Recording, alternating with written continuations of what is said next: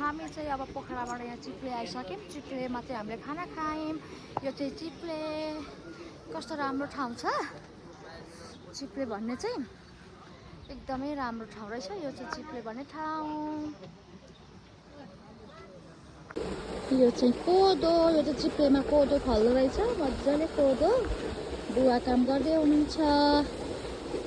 कोदो सुकाउँदै, धान सुकाउँदै हुनुहुन्छ। अनि आलीमा, खेतको आलीमा चाहिँ कोदो। बुवा के गरेको?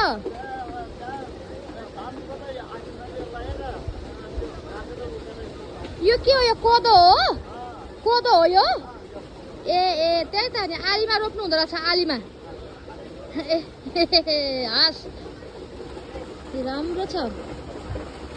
यहाँ चाहिँ माछा पालन छ। यो यता माछा पालन छ।